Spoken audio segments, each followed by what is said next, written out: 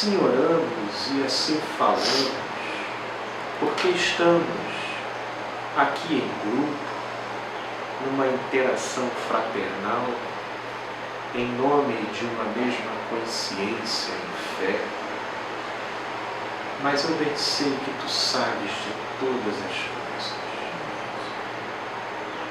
Assim oramos para que aqui a nossa alma possa encontrar um ponto de convergência com o nosso espírito, alinhando-se na direção da eternidade, do amor e da Tua incompreensível graça e favor em nossa direção.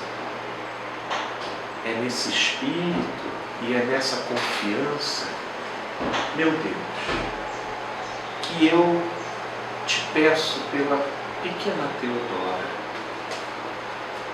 e que na vivência de toda essa situação, da notícia que foi dada, das sensações que são deflagradas, que Tu guardes a alminha dela, que Tu guardes a sua mente e que Tu possas livrá-la do mal. E quando eu digo mal, não falo conforme as concepções superficiais do que seja mal para esse mundo. Eu falo mal conforme aquilo que seja mal aos Teus olhos de amor. Portanto, preserve-a do medo que a distancia de Ti. Preserve-a do desespero que ofusca a percepção dela do Teu amor. Preserve-a dos pavores que acentuam na gente sensações de desamparo e de agonia, mas que Tu possas livrar a pequena Tetê do mal. E Te pedimos a Tua graça extensiva para toda a família. Só o Teu Espírito sabe a pedagogia que está em curso nesse processo todo. O bisturi do Teu Espírito promovendo cirurgias lá na divisão da alma e do espírito, da junta e das medulas, na constituição mais essencial do nosso ser. E nessa direção Te pedimos, faça-se conforme a Tua vontade. Porque cremos, meu Deus, não há dúvidas de que por um sopro aquele pulmão pode ser limpo, aquele corpo pode ser limpo. Nada é impossível para Ti. Mas sempre vem aquela questão do Teu Filho amado. O que é mais fácil? Dizer, perdoados estão os Teus pecados, ou levanta-te e anda? Existem milagres que a nossa mensuração física, material, limitada, não consegue compreender, relativo à dimensão da Tua obra que está em curso em todo aquele processo. E é nessa direção que Te pedimos, seja feita a Tua vontade. Porque por intermédio daquilo que choca os nossos sentidos, daquilo que leva a nossa alma a um estado de efervescência, existe paradoxalmente muita conspiração do Teu amor em nosso favor. Oh, meu Pai, e é nessa confiança que nos entregamos, nisso descansamos, e inclusive desde já Te agradecemos, porque Tu és bom e as Tuas misericórdias duram para sempre. Meu Pai, Portanto, se houver lugar para que a TT se prolongue aqui conosco durante mais um tempo, sem que isso interfira nas tuas obras indevassáveis de amor em nós, que assim seja. Mas se não, que prevaleça a obra do teu amor. Porque sabemos que se não hoje, não agora, não aqui nesse tempo, conseguiremos compreender, quando com Cristo estivermos, todas as coisas ganharão sentido e significado. Meu Pai, portanto, sustenta, fortalece e nos aperfeiçoa, porque por isso somos aperfeiçoados pelo que vivemos hoje e por isso levamos a ressignificar muita coisa que vivemos no passado. Portanto, opera em nossos corações, sê também com o nosso mano Marcos e o seu desafio com a coluna. Estende as tuas mãos de graça e de cura sobre o teu filho. E meu Pai, que durante todo esse processo, esse borogodó que se forma entre o nosso coração e o teu amor, seja algo que cresça na intimidade e no coração do teu filho.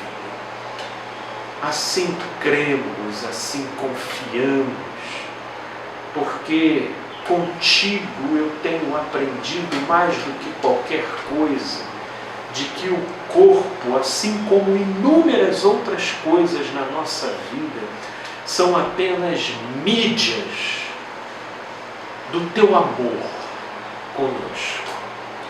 E que assim seja, meu Pai, com todos nós. Colocamos em tuas mãos familiares, amigos, conhecidos, cada qual com os seus desafios. Estende as tuas mãos de graça e de poder.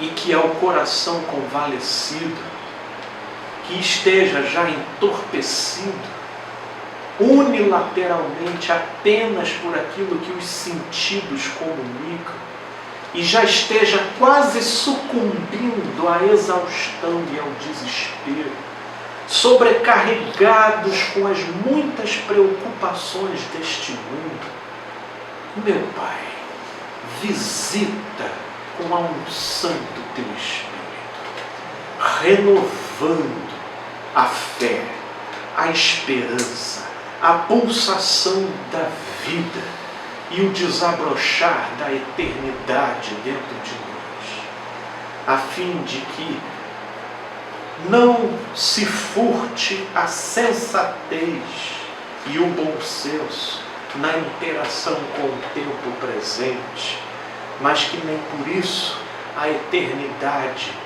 e a percepção do teu amor seja diminuída dentro de nós.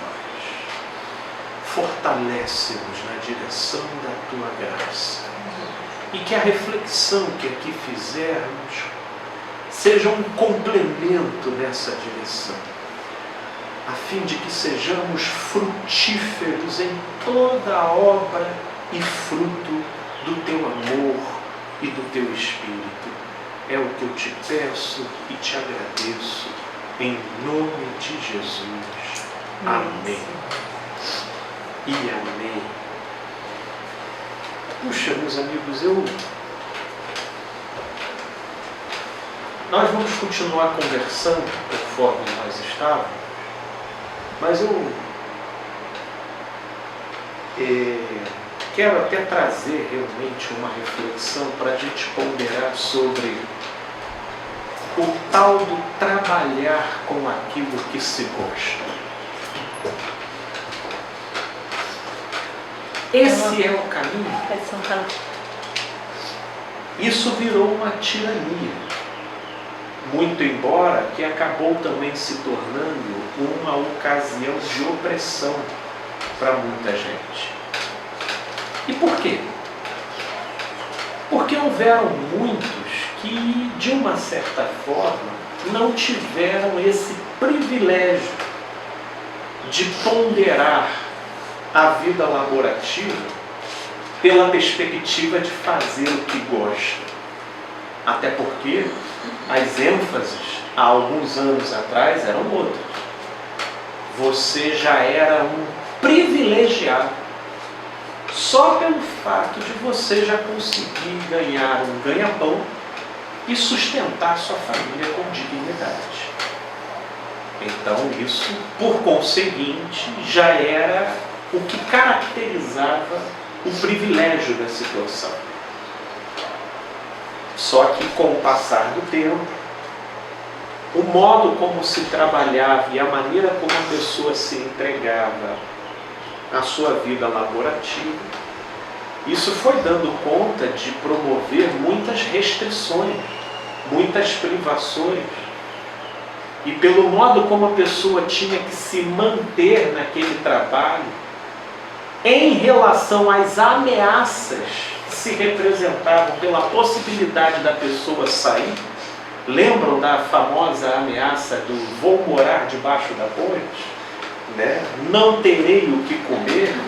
Todas essas ameaças imaginárias acabaram dando ênfase para que as pessoas se cobrassem e, por conseguinte, se reprimissem na direção de se submeter ao crivo do mercado de trabalho. E o mercado de trabalho, em contraposição, viu nessa entrega algo de muito valor e muito interesse. Então vamos explorar, porque aí se dá a relação abusiva perfeita. Eles são apavorados da possibilidade de estarem fora daqui, e esse pavor na nossa direção vai ser explorado até a última gota. Então vamos lhe extrair todo o suco de alma possível. Isso começou a acontecer a 3x4, não é por outra razão que hoje em dia, inclusive, estamos aí na geração do burnout, né? Que já teve aí a sua primeira manifestação, que lá para a década de 70, que é quando esse mal foi enquadrado, e com o passar do tempo ele começa a ganhar cada vez mais popularidade, cada vez, de modo que hoje os que aqui estão, todo mundo já deve ter ouvido falar desse termo aí, desse mal, que é um mal direcionado ao mercado de trabalho. E aí, dentro então do contexto laborativo, começaram a se formar filosofias, perspectivas, que buscavam criar uma contraposição ao trabalho escravizante, sobrecarregado, com finalidade exclusiva de estabilidade e bom salário, sob o preço de consumir e deteriorar a sua alma.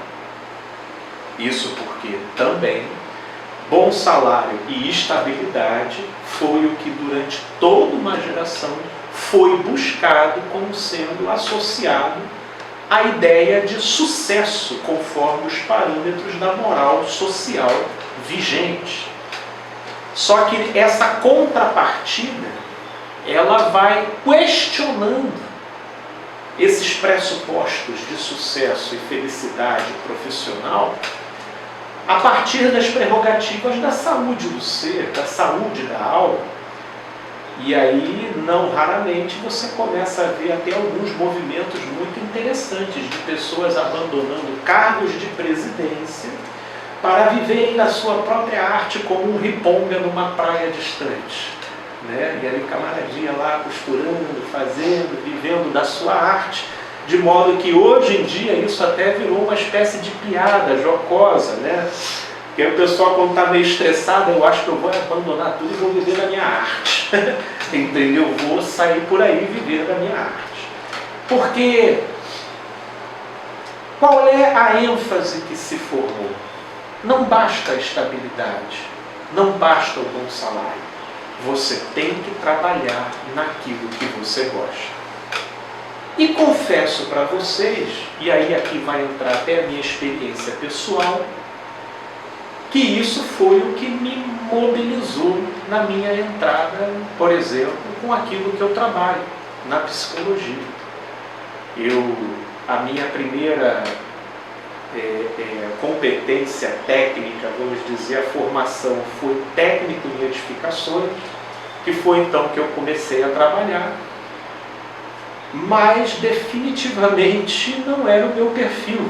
Eu era o melhor funcionário da empresa nos 3 primeiros meses, e depois, quando a onda da novidade passava, eu começava já a chegar atrasado e tudo, papapá, aquela coisa, aquela bigorna nas costas, música do Faustão cantando domingo à noite, você já vibrando com a chegada de, sabe, todos aqueles sintomas laborativos, né, de PPF, tensão pré-férias e tensão, né, chegando, caraca, segunda-feira eu começo, e aquela angústia, todos aqueles dilemas eu vivenciava trabalhando. Tanto que a minha carteira de trabalho, ela é salpicada de empresas que eu fui trabalhando. De umas 8, apenas, eu estou me lembrando aqui, apenas uma me demitiu. Todas as outras eu pedi demissão por saturação. Apenas uma me demitiu. Por que você tem? Não tem mais nada a oferecer para essa companhia. Entendeu? Não é com essas palavras que a gente falava, mas... E aquilo, obviamente, sem você saber identificar e deduzir, família, obviamente, fazendo seu devido papel, vem com os 4 cavaleiros do Apocalipse junto, entendeu? Com o juízo, a espada e o fogo, e eu vivendo aquele dilema, meu Deus, eu devo ser irresponsável mesmo, eu devo ser e tudo mais, até que veio o lance da psicologia. E foi numa conversa informal com o meu pai, que ele deu a ideia. E aí eu vou resumir a prosa para eu não fugir muito do ponto que eu quero. E aí eu entro para a psicologia e, a princípio, a psicologia, ela acende dentro de mim um sentimento que eu poderia associar à ideia do que seja gostar. Porque é isso que eu quero problematizar com a gente aqui, essa história de gostar, né? Ora, quem conversava comigo naquela época, quem interagia comigo naquela época, e naquela altura do campeonato, até onde eu me enxergava, tanto eu quanto a pessoa que conversasse comigo, iríamos concluir que agora sim o Felipe estava com o canhão voltado para a direção do que ele gosta. Por quê? Porque eu me via motivado, eu me via empolgado, e eu me via super conectado com aquela dimensão. Logo, poderia-se de imediato deduzir que Felipe gosta daquilo que ele faz. E eu entrei de cabeça, fui estudando, me formei, já, na verdade, antes de me formar, pedi demissão da última empresa que eu trabalho, para variar, né? Inclusive foi a empresa top que eu consegui chegar como técnico. Era uma multinacional, empregado. Foi quando também eu comprei não tinha par, né? Toda hora o telefone. Direto, FMC e tal. Era a empresa, inclusive, que era para eu pendurar a chuteira. Mas aí pedi demissão. Ainda passei mais uns 3 períodos na faculdade para terminar. Terminei a faculdade, fui para Imbariê, lá em Duque de Caxias, nos fundidos de uma igreja evangélica para atender, porque era onde me deram a oportunidade. Na época, não sei se hoje está diferente, né? Mas é interessante, eu tenho a impressão de que hoje psicólogo tem tanta vaga para trabalhar, porque eu na época, quando eu fui, eu ia nos centros sociais aqui próximo, tinha fila de psicólogo para entrar para trabalhar. Sim, filho, ó, tem uns 4 psicólogos aqui, ó, se esse aí sair, a gente já tem que chamar o outro fulano. Eu falei, não, eu quero atender hoje aí a Karine. Foi, Léo. Karine Figueiredo. Quer atender mesmo? Bem assim. Se tu quiser, olha, tem oportunidade lá. Lá? Conversa lá com o pastor então, se ele quiser. Aí ela até, porque ela meio que jogou, olha, ele não vai querer. É mesmo, Felipe? Então eu vou conversar lá com o pastor. Aí no outro eu disse, Felipe, o pastor falou aqui, tudo bem, você pode. Tô indo aí. Peguei o carro e fui lá. Quem não conhece, fica lá, depois de Santa Cruz da Serra, em Bahia. Isso. Vamos lá atender. Chegar lá, comecei a atender, fui atendendo. Nossa, sabe aquela sensação de que eu estava entrando em convergência com o universo, de que todas as estrelas estavam alinhadas em carteiras, assim, sabe? Você ia tendo aquela sensação de integração com algo superior. As nossas sensações, elas são interessantes, né? Mas é isso que eu vou querer chegar lá, né? Então, atendendo, e a coisa foi progredindo, né? Você fazer, aí eu vou pegar agora o pressuposto que nós estamos trabalhando aqui para colocar em xeque. Você trabalhando com o que gosta, você tenderá a ser bem produtivo naquilo, ok? Isso tem pertinência? Tem, mas só até a página 3. E eu vou mostrar e quero comprovar para a gente poder conversar e entender isso daqui. Então, eu atendendo, aquilo começou a demandar de mim e começou então a se formar uma outra coisa interessante em mim. Eu que pensava que eu tinha problema de acordar de manhã, que eu achava que tinha problema com responsabilidade e com horário, comecei a ver a cura de tudo aquilo na psicologia. Porque na psicologia, meu amigo, eu era o primeiro a chegar. Eu estava todo... paciente faltava mais do que eu, entendeu? Então era eu que chamava a atenção para você. Poxa, assim, o tratamento não vai para frente, né, filho? Você fica faltando. Quem te viu, quem te vê, né, cara? Eu chamando esse tipo de atenção, eu que fui chamado a atenção a vida inteira, eu agora falei, caramba, cara, que interessante, como realmente fazer o que a gente gosta faz toda a diferença.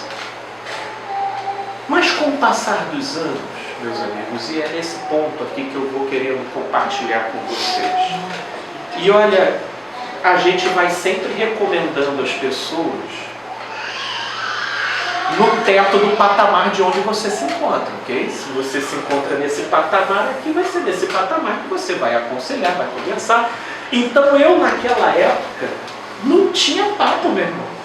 Se você vinha tristinho por causa do seu trabalho, eu disse, meu irmão, você tem que fazer o que você gosta. E meu irmão era descendo ladeira abaixo, conversando, dando a minha vida como sendo uma proposta e tudo mais. Com o passar dos anos, né, como me é próprio, eu sou uma pessoa intensa. Eu me entreguei para a psicologia, assim, que eu queria experiência, queria vivência, então as coisas foram se abrindo. Então eu atendia em Imbariê, eu atendia em casa, muitas pessoas eu atendi gratuitamente em casa, porque eu tinha uma convicção de que a melhor propaganda na psicologia era o de boca em boca. Então, acreditando que havia um dom em mim, então eu falei assim, cara, eu tenho que só viabilizar isso. Vamos embora. Aí eu fui trabalhar lá na Piedade, atendendo lá na sala da Verônica, até eu conseguir um espaço em Jacarepaguá, que foi na fatídica clínica do Sérgio, que eu atendi muito bem por 6 anos lá. E lá, assim, você ganhava tudo. Experiência, maturidade, habilidade, menos dinheiro. Você ganhava uma série de coisas. E eu aceitei. Eu aceitei a oferta, né? Porque na época até o Sérgio falou, Felipe, a psicóloga que tinha aqui, e era até também uma psicóloga de muito mais trajetória, gabaritada, tinha mestrado, ela não quis ficar. Por que foi? Porque o que eu estava buscando ela já tinha, né? Aí ela foi atrás do dinheiro. Aí eu falei assim, você quer atender no lugar dela? Sim, Sérgio, mas olha, é que plano de saúde paga pouco, Felipe. Você ainda assim gostaria? Não, cara. E eu queria a experiência. Eu falei assim, olha, Felipe, o plano de saúde paga R$16. E aí é 50% para a clínica e 50% para o profissional. E eu atendia 1 hora. Então eram R$8 por hora. E eu atendia de 8 da manhã às 19 da noite, parando só para almoçar. E como eu ficava feliz, as secretárias, Senhor Felipe, a sua agenda está cheia. Poxa. Aí eu falava, e aí o meu discurso, ele era fatídico. Você trabalhar no que você gosta é a meta, é algo e tudo.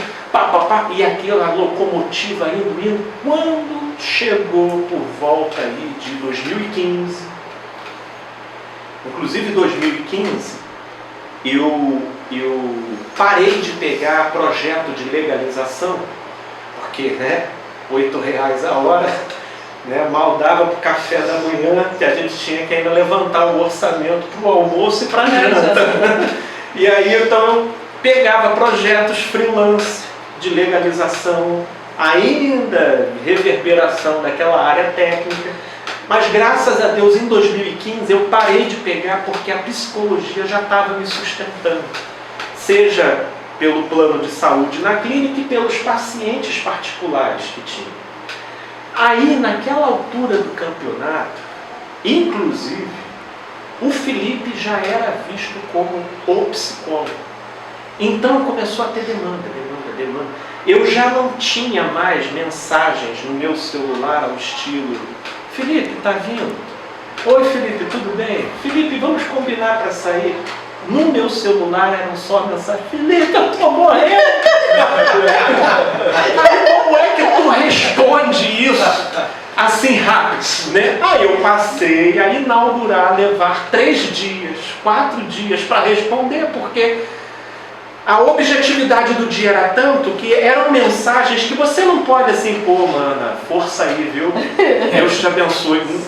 Não tem como. Não tem como. Você tem que se conectar com a história da pessoa.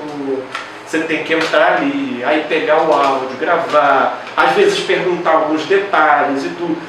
Começou a não ficar simples. E aquilo começou então a rodear a sua vida de uma tal forma, até que em 2016 eu mesmo me credenciei pessoalmente no plano de saúde. Aí a coisa virou.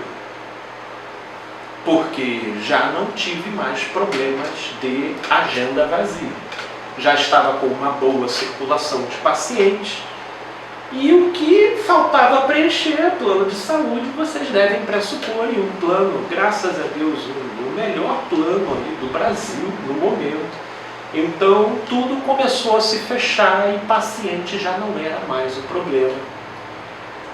E em 2018, já chegando aí quase para 2 anos atendendo, começa a vir o cansaço.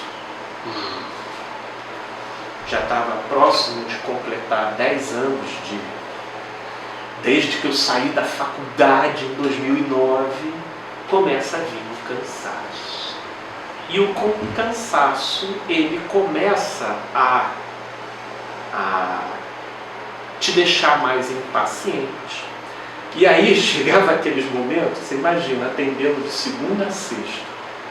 Eu lembrava na minha época, no início, quando um paciente faltava, o conflito que aquilo me dava. Cara, será que ele faltou por quê, né?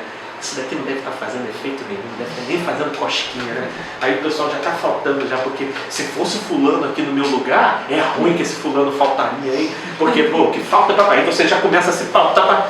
Já lá em 2018, o pessoal faltava. Jesus!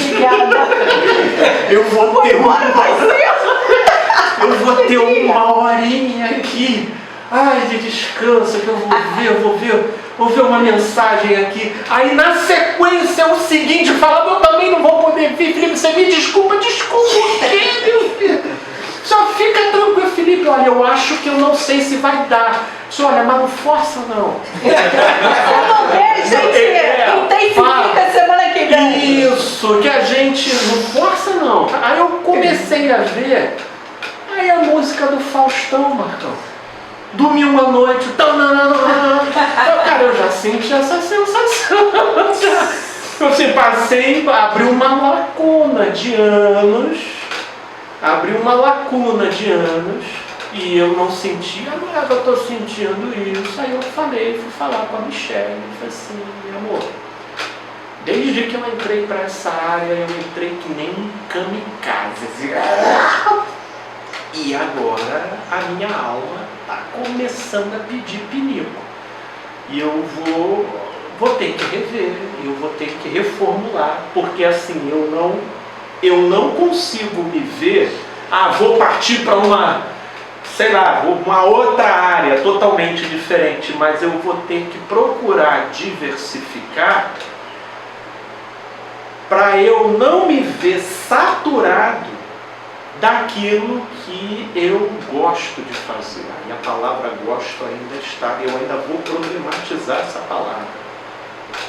Aí a Michelle papapá, beleza, foi aí que começou a abertura da clínica, né? E aí hoje eu divido essa função de atender, que eu não quero abrir mão, mas hoje se tornou uma parcela um pouco mais reduzida da minha agenda, que eu divido espaço com questões administrativas da clínica, e a coisa então começa a ganhar contornos mais equilibrados, né? E mais adequados, e é aqui que eu quero trazer o ponto para a gente pensar. Essa história de fazer o que gosta, ela tem uma pertinência, como eu disse no início, até a página 3.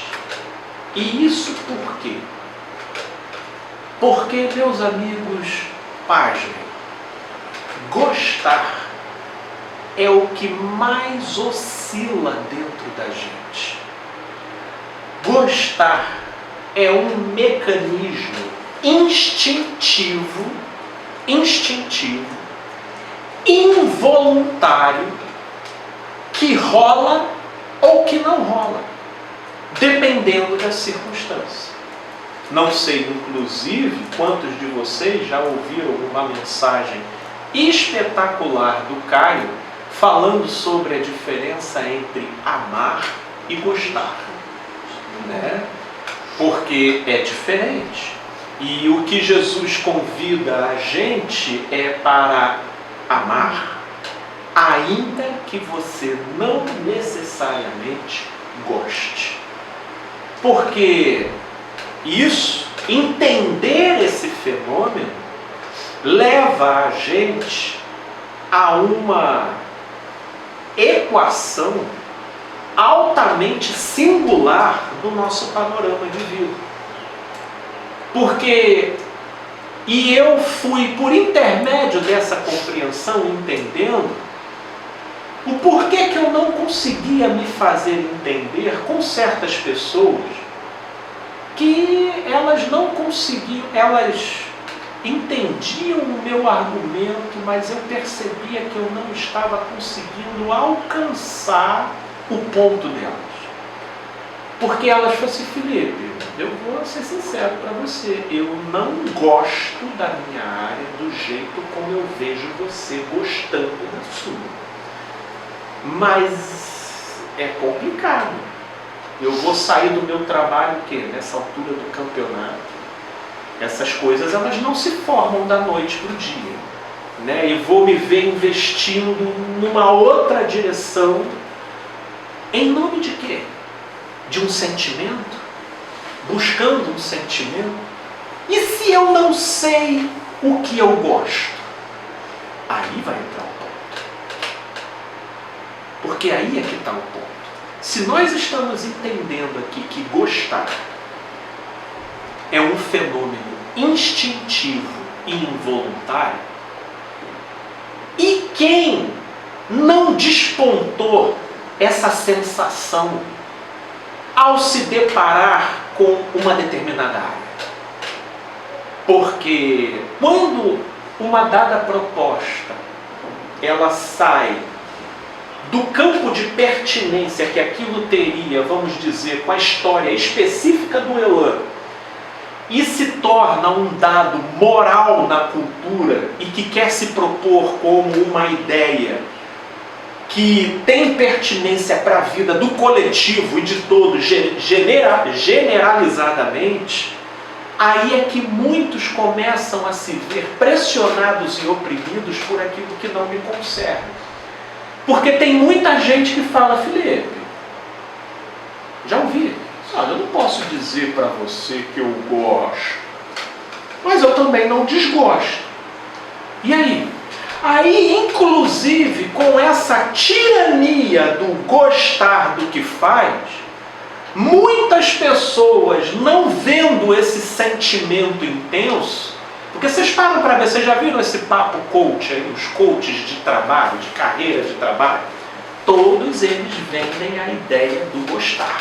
Você tem que fazer o que você gosta. Aí a pessoa cuja configuração neuropsicológica não desponta esse tipo de intensidade, até pelo próprio perfil de personalidade, essa pessoa começa a introjetar essas recomendações e essas reflexões como uma cobrança do tipo: cara, então I'm not normal, né? Eu não sou normal, talvez porque eu ainda não achei o que eu goste. Aí a pessoa fica olhando assim para várias coisas para ver se entra uma entidade assim: ai, gostei daquilo ali, entendeu? Porque né, ela quer sentir, né, aquela sensação, né, que ela vê o coach falando lá, porque olha gente, eu fui esse coach, né? Durante um certo tempo, graças a Deus vocês estão me ouvindo hoje, porque eu vendi essa ideia, porque durante um tempo eu caminhei inebriado por essa sensibilidade, porém, meus amigos, sendo verdadeiro com vocês a partir daquilo que eu constatei em mim e vivo hoje, a verdade mais sincera que eu posso comunicar a vocês é: esse tipo de sentimento dá e passa. E para a conexão entre você e aquilo que você faz permanecer, conexão, não estou dizendo sensação, tem que ter algo mais do que essa sensação. Porque a grande verdade, meus amigos, é que como é gostoso você poder escolher aquilo que está sendo corroborado pelo que você sente.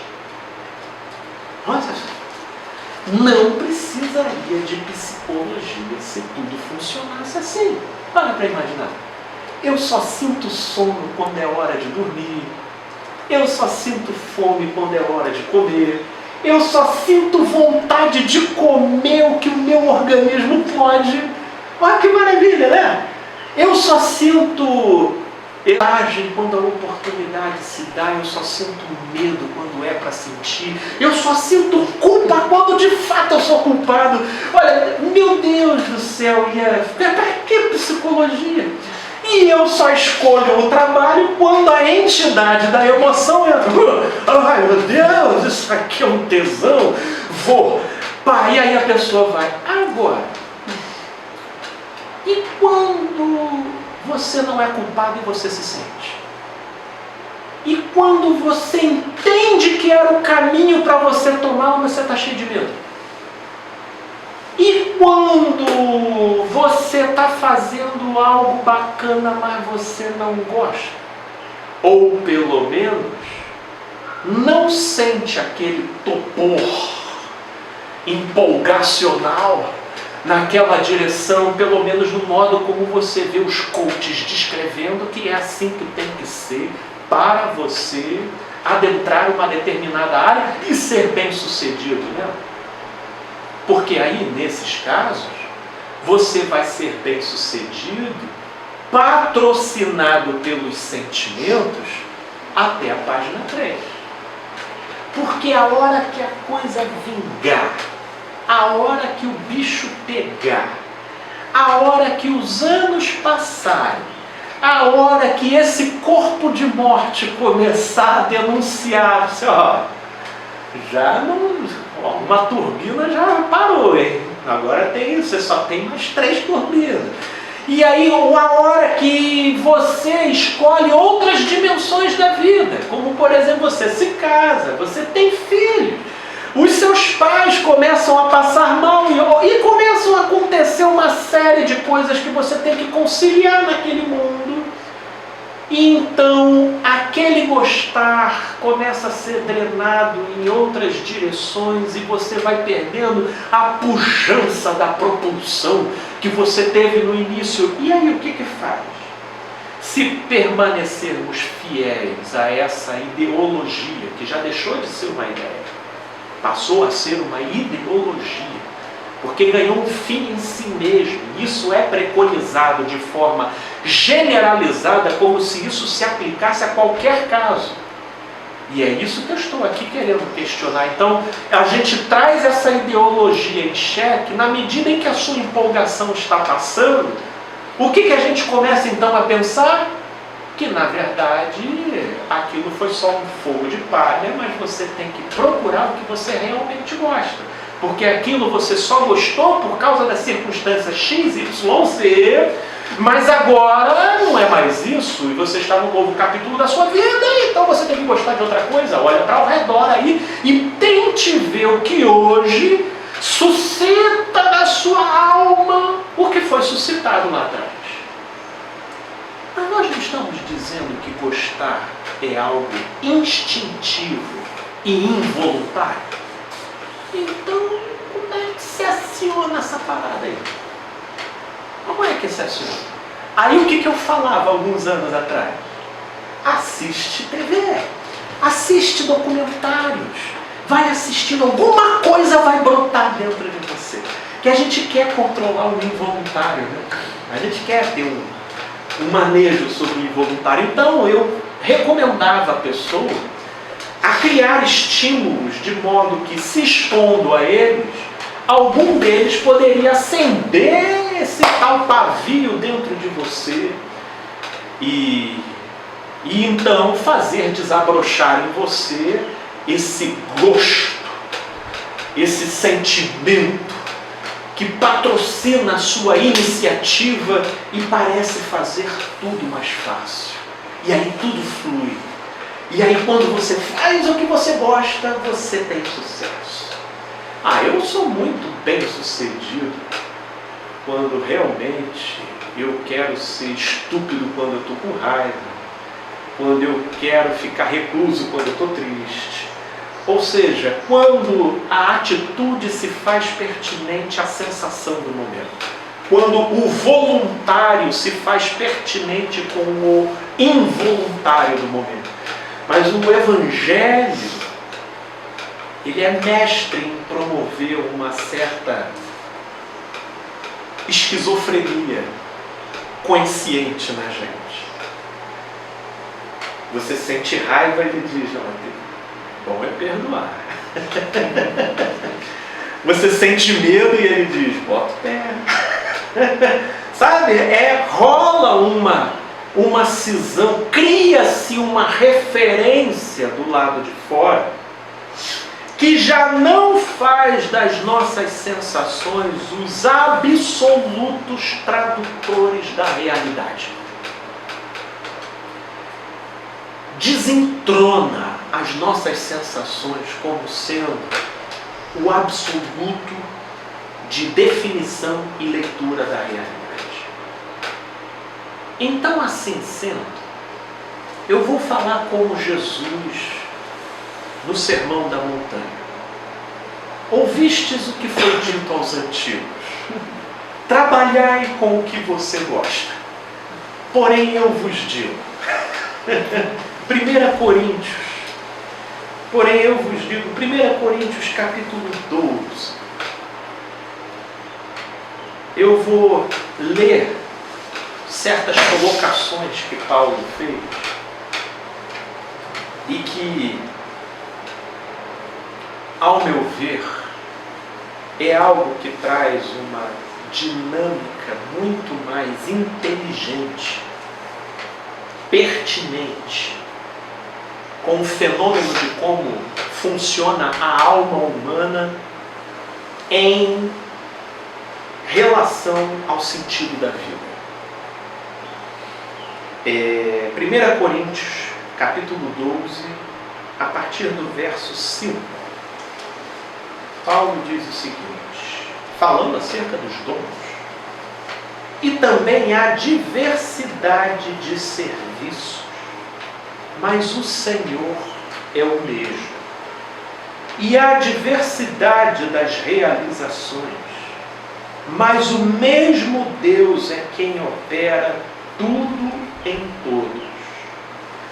A manifestação do Espírito é concedida a cada um visando um fim proveitoso. Porque a um é dado mediante o Espírito palavra de sabedoria, a outro, segundo o mesmo Espírito, palavra do conhecimento, a outro no mesmo Espírito a fé, e a outro no mesmo Espírito dons de curar, a outro operações de milagres, a outro profecia, a outro discernimento de espíritos, e a um variedade de línguas, e a outro capacidade para interpretá-las. Mas um só e o mesmo Espírito realiza todas essas coisas, distribuindo-as como lhe apraz a cada um individualmente. Quero poder destacar esse último verso que a gente leu e quero destacar o verso 7. A manifestação do Espírito é concedida a cada um visando a um fim proveitoso. Portanto, meus amigos, em termos do que labora as reflexões e discussões no âmbito profissional, mais do que gostar, nós somos convidados a refletir o quanto aquilo que nós fazemos produz significado para a vida, para o viver e para o amor. O quanto? Porque o gostar, por ser involuntário e instintivo, creiam-me, meus amigos, você pode gostar, fazer coisas que não contribuem para o bem da vida. Vocês sabiam que tem muita gente que trafica e se amarra no que faz? Tem muita gente que se prostitui e gosta do que faz. Tem muita gente que estelionetiza a vida alheia e, cara, faz isso muito bem.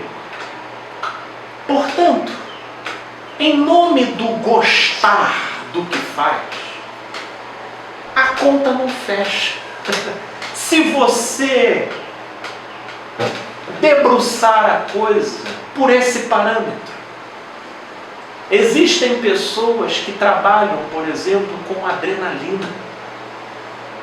Eles vão expondo a própria vida a determinados perigos e riscos e tudo, e aquilo, meu Deus, a nível de sensação, inclusive ele chega a dizer, olha cara, eu não tenho o menor problema com entorpecentes ou bebida, porque o meu próprio setor de trabalho é uma cachaça. Pelo modo como ele deflagra em mim uma adrenalina que me dá um pseudo sentido de vida. Pelo modo como aquilo me contingencia. Logo, eu gosto, eu me amarro em fazer aquilo que eu faço. E a grande verdade é que até se eu parar de fazer, meu Deus, eu perco o sentido de vida. Vamos falar e pensar do ponto de vista do próprio autor que escreveu isso daqui, dos quais nós extraímos a palavra. Paulo recebendo 39 chibatadas. Tem como dizer que um cara gosta disso? Do ponto de vista do gostar. Tem como você ler Atos dos Apóstolos e a sequência do modo como Paulo era escorraçado de uma cidade para outra, e dizer assim que Paulo se amarrava nisso? Não dá. Eu conheci o presídio de Filipos, onde Paulo esteve. Assim, os nossos presídios aqui, eles são hotéis 5 estrelas, comparado ao que era aquilo lá. Dava para dizer que era, se conversar com Paulo, ei Paulo, me amarro. Você não gosta, assim, sabe? Você chega nessa hora, começa a ver ali um furdunço daqueles judaizantes, assim, começando a ver a barba deles caindo de ódio. Eu falo, agora eu estou localizado aqui. Sabe, de ver os meus amigos, assim, quando não era eu, era ver os meus amigos sendo levados para serem apedrejados. Sabe, que tesão que era aquela vida, assim. Você acha que é esse o tipo de sentimento que sustenta? E aí, foi quando eu comecei a me ver cansado com aquilo que eu comecei gostando de fazer. E sabe por que eu comecei a gostar de uma forma um tanto quanto apaixonada? Pelo modo vazio como a minha primeira atividade, ela se interconectava comigo. Porque como eu não conseguia promover uma saudável conexão com aquilo que eu fazia, com um entendimento espiritual daquilo para mim, então aquilo dali cumpria uma função de vazio em mim. Porque é como se eu estivesse num barco à deriva sem ter direção nenhuma. E a psicologia, na verdade, ela explode um gostar em mim, porque por intermédio dela eu conseguia produzir significado.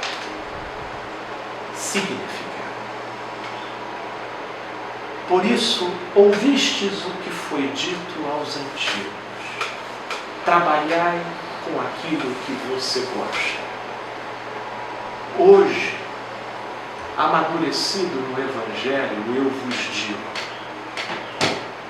façam aquilo do qual vocês podem produzir significado na direção da vida.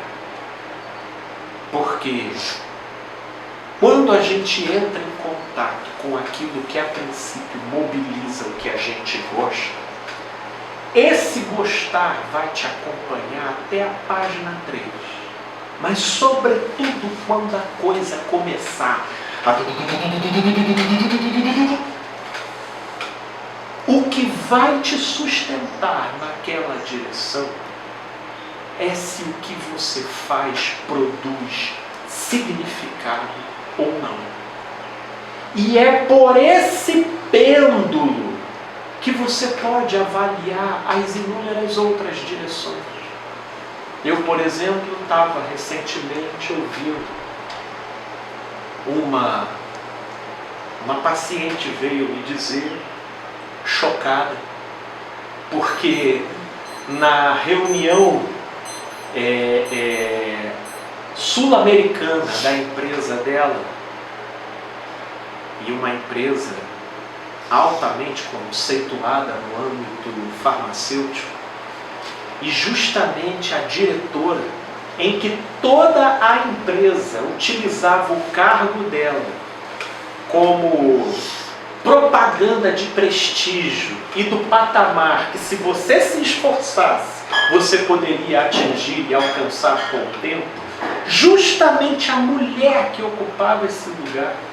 E que aí, meus amigos, a gente não tem o que dizer com relação a bom salário e bom trabalho, em termos de visibilidade, prestígio, dinheiro, sucesso, enfim, digna da mulher aparecer nas capas de revistas como Forbes, como em todas aquelas, como sendo as mulheres bem-sucedidas. A mulher plantou lá e foi dizer: gente, estou saindo, porque para chegar até aqui eu fui bem-sucedida, mas eu tive que sacrificar muitas coisas que hoje me doem muito, como a minha vida pessoal, o crescimento da minha filha, a minha vida afetiva, tudo isso, a minha relação com os meus pais, que faleceram, eu praticamente não pude acompanhar. E aí agora acho que já nessa direção eu já vivi o que eu tinha que viver. Agora eu quero algo que me produza significado. Olha, eu estou falando de uma mulher supervisora de uma empresa, de uma gerente de um setor latino-americano, de uma multinacional, expoente no mercado financeiro. Mas eu posso também pegar, por exemplo, o exemplo de pastores. Ora, você quer... Porque veja como que é capcioso o que nós estamos conversando aqui. Você quer pensar numa área cuja cenografia do lado de fora compõe a ideia do que seja significado? É só você ir para dentro do âmbito religioso. Eu vou pegar um exemplo notório, o próprio Caifás. E a primeira trajetória laborativa dele, que foi pregando aqui, pregando acolá, fazendo 3, 4 viagens à Europa por semana e tudo mais, e pai pregando. E aí? Essa coisa foi ganhando uma proporção tal que a vida pessoal dele começou a se fragmentar. E nessa direção eu fui lidando com outros pastores, inclusive ficando bem-sucedidos na sua própria comunidade, de modo que o muito fazer começou a sobrepujar o significado essencial daquilo na pertinência individual da vida da pessoa. E é nesse campo nebuloso onde a gente se perde. Por quê? Porque a gente se empolga por estarmos atrelados na aparência de tudo aquilo que nos convida a pressupor que nós estamos cuidando, de que nós estamos no propósito de Deus, de que nós estamos no propósito da vida, de que a gente está fazendo bem, mas aquilo vai sobrecarregando, corroendo e minando o quê? O significado. E é aí que mora o amor. Amor não é gostar. Amor é quando aquilo tem uma relação de pertinência e significado com o todo da sua vida. Quando fazer aquilo não te leva a se violar. Quando fazer aquilo te leva a estabelecer com aquilo uma relação de proveito. Proveito para o próximo, proveito para você,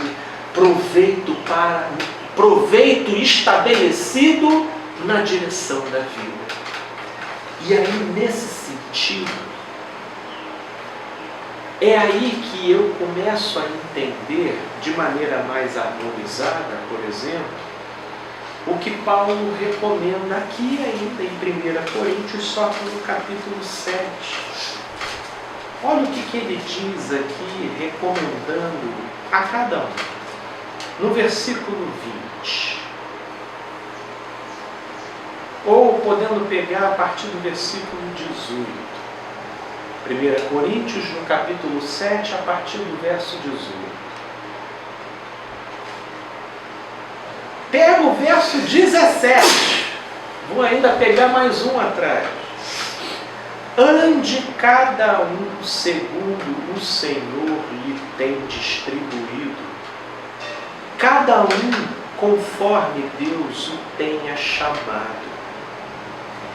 É assim que ordeno em todas as igrejas. Foi alguém chamado estando circunciso? Não desfaça a circuncisão. Foi alguém chamado estando incircunciso? Não se faça circuncidar.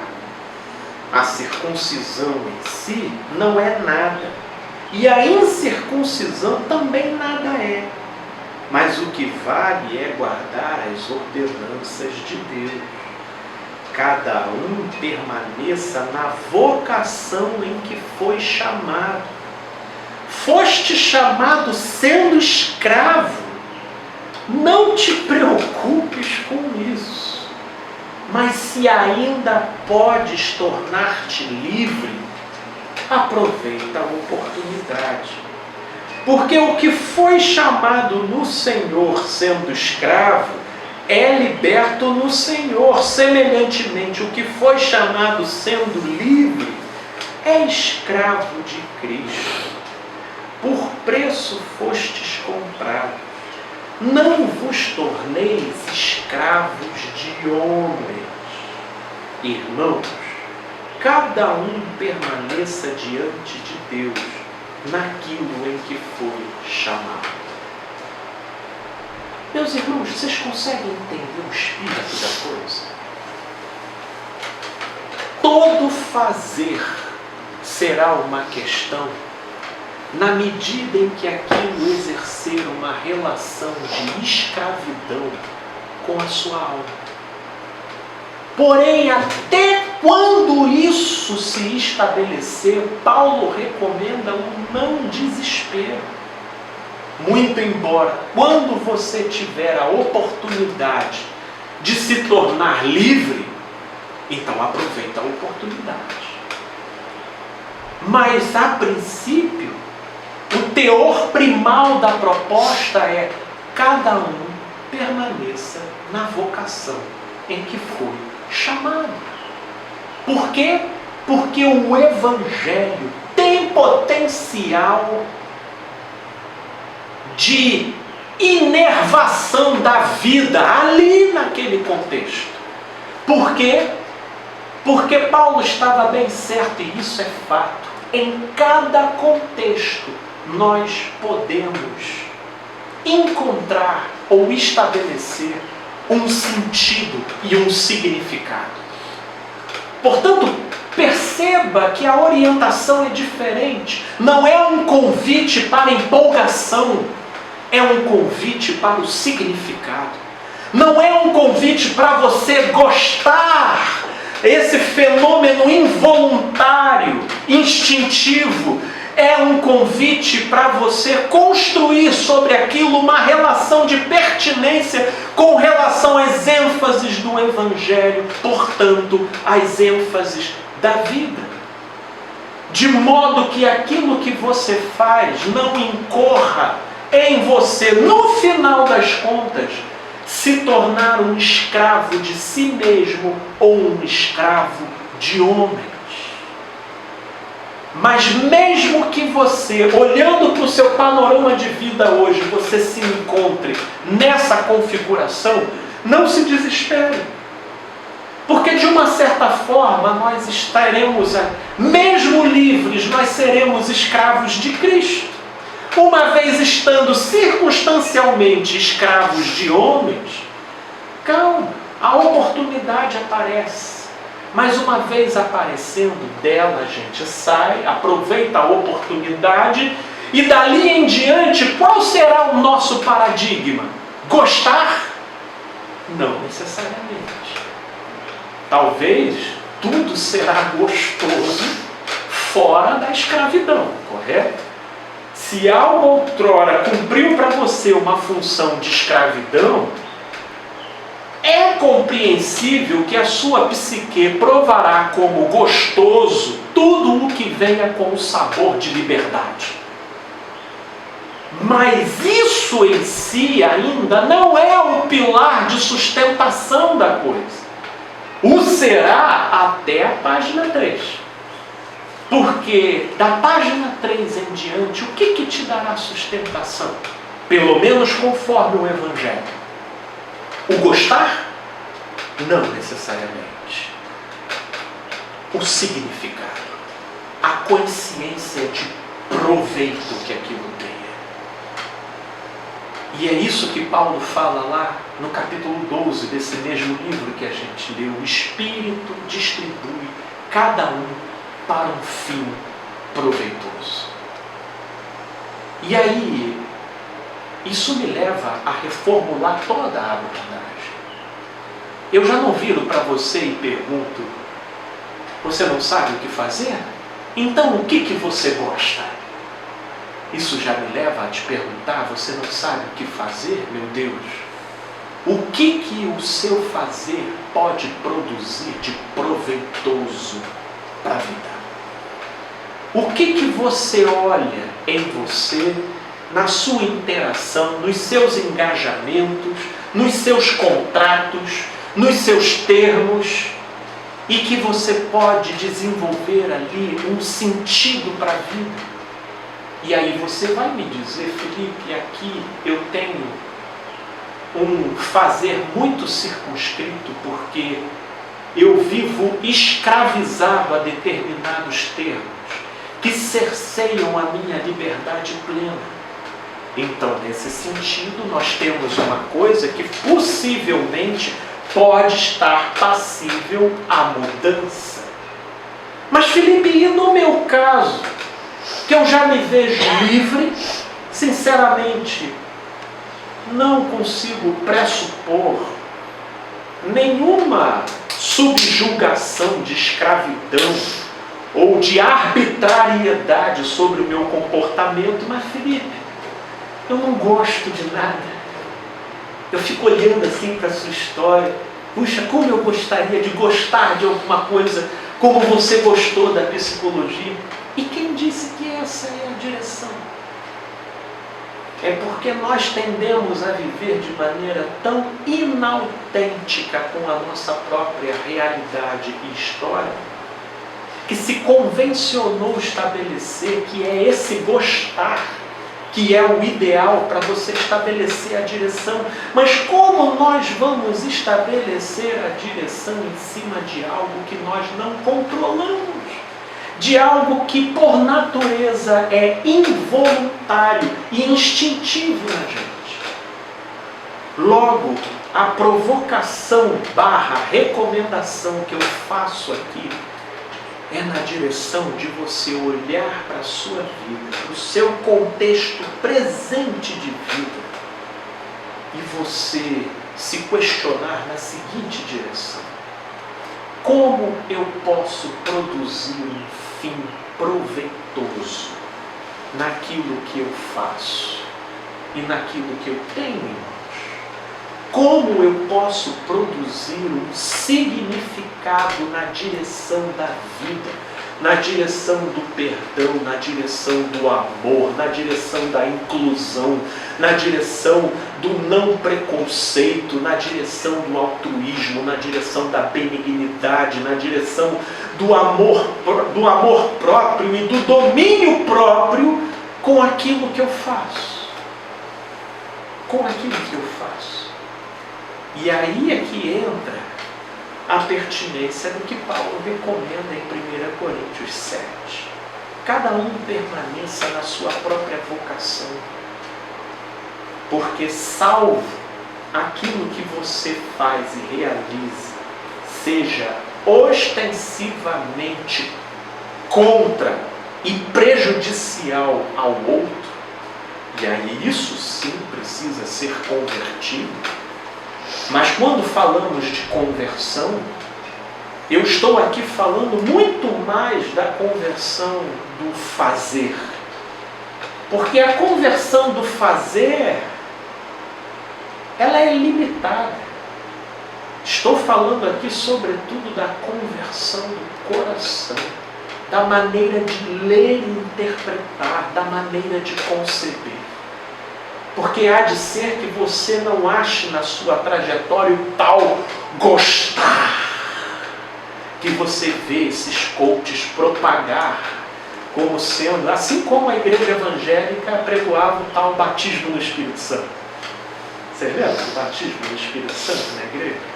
Cara, se você não tiver aquilo que te leve a estribuchar como se fosse um ataque epilético no chão, entendeu? E dobrando a sua língua, então você não foi batizado no Espírito. Aí ficava uma porção de gente se cobrando assim, cara, eu vou estar fadado a nunca entrar para esse rol, né?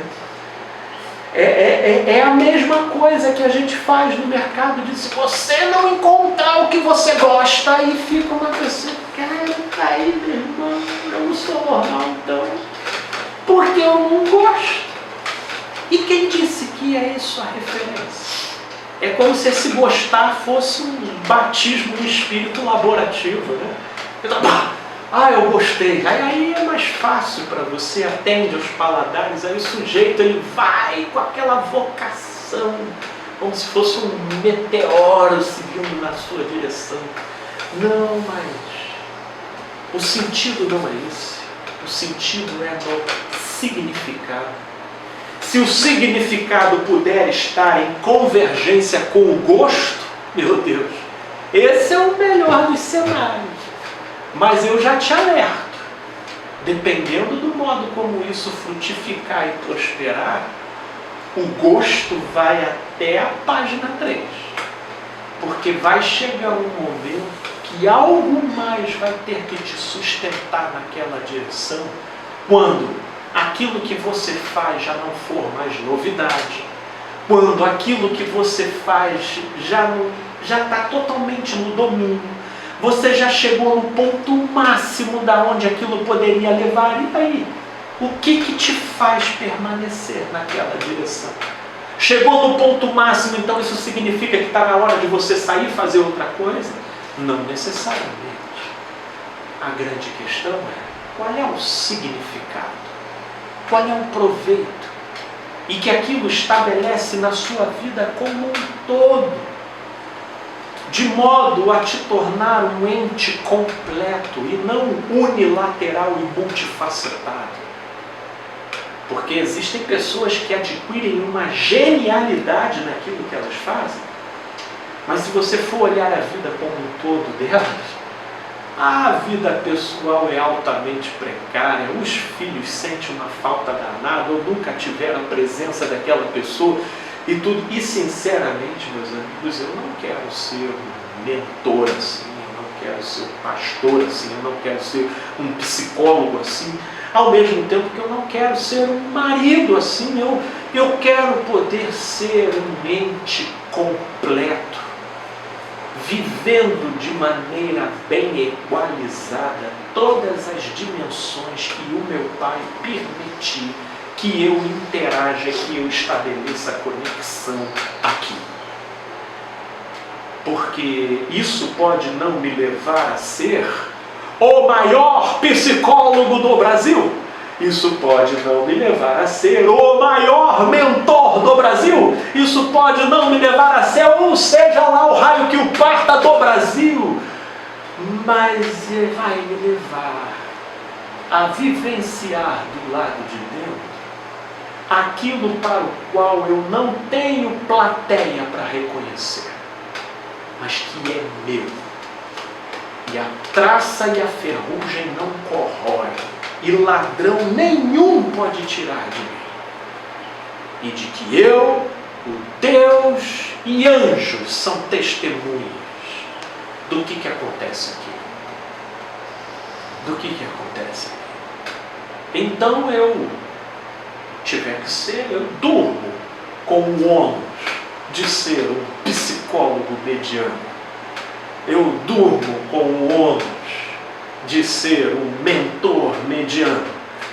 Eu durmo com o ônus de ser um pai mediano. Mas com proveito, com significado, com equilíbrio, com moderação. E tudo isso crescendo e se transformando no seu devido tempo. Sem pressa, sem desespero, sem essa ânsia de startup que essa geração produz. Porque foi esse ponto que eu entendi.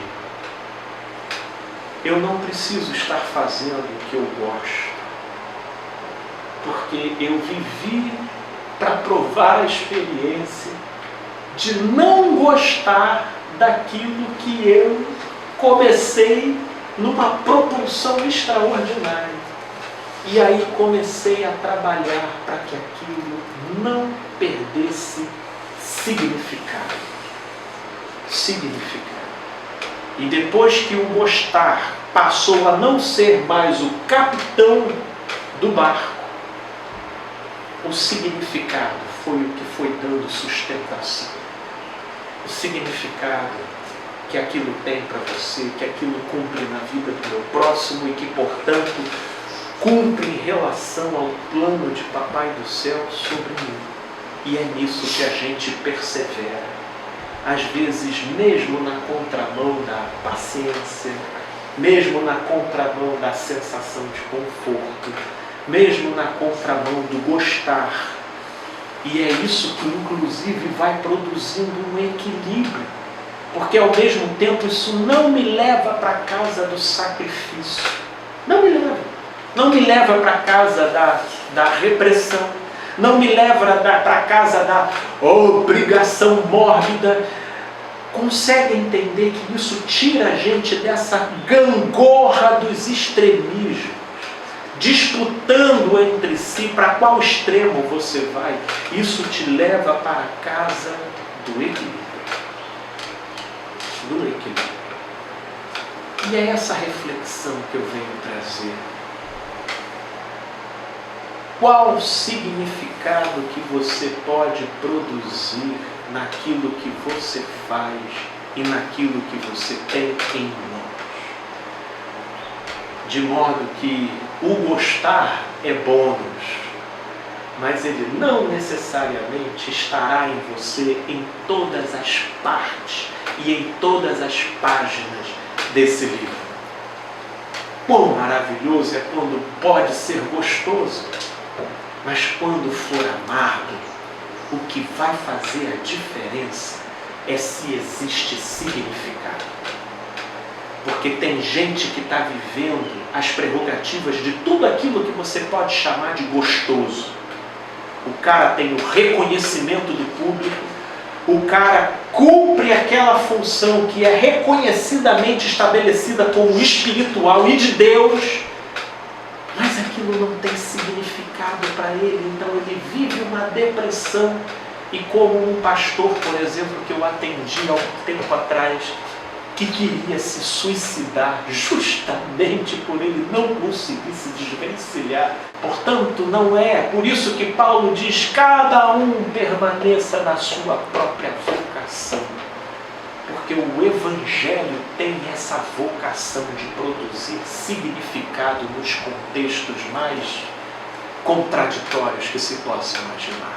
Desde que isso não te escravize e não te corrompa como ser, como essência.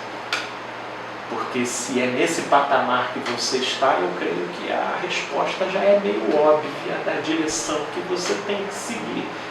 Agora, quando o sujeito está se afligindo só porque nele ele não consegue encontrar aquele torpor do gostar. Ah, meus amigos, quem disse que é essa a direção? A direção é o significado. Significado de proveito para si e para a vida. E nisso a gente pode encontrar em múltiplas direções, como diz o apóstolo Paulo, muitas são as atividades e muitos são os serviços, mas Deus é o mesmo que opera em todas as direções. Amém? Amém. Vamos então falar com o Papai do Céu e ter dele a melhor compreensão de pertinência em cada um, no seu próprio contexto. Meu Pai de amor, é isso que eu te peço. Que o teu Espírito complemente nos corações o significado. Sim, meu Deus, porque fazer o que gosta como ideologia é a canonização das sensações, como se nelas habitasse o absoluto da nossa vida.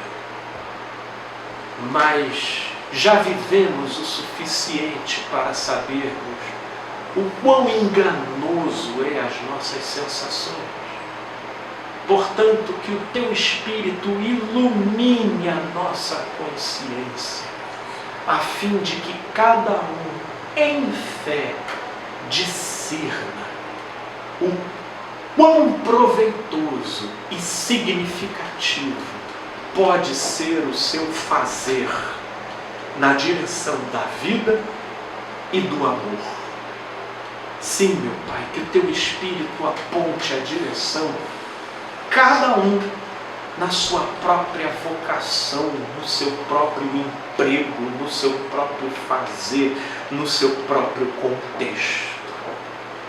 Essa é a minha oração, para que cada qual não seja oprimido a tentar ser aquilo que não é, ou a exigir de si um fenômeno que não lhe seja típico, mas que cada qual encontre a direção da vida conforme a orientação do teu Espírito. É isso que lhe pedimos. Acenda a luz, meu Pai, dentro de cada um, para que cada qual, percebendo o significado, possa tornar o seu panorama de vida proveitoso, pela tua graça e pelo teu amor. É o que te pedimos em Cristo Jesus. Amém. Amém. Amém, meus amigos.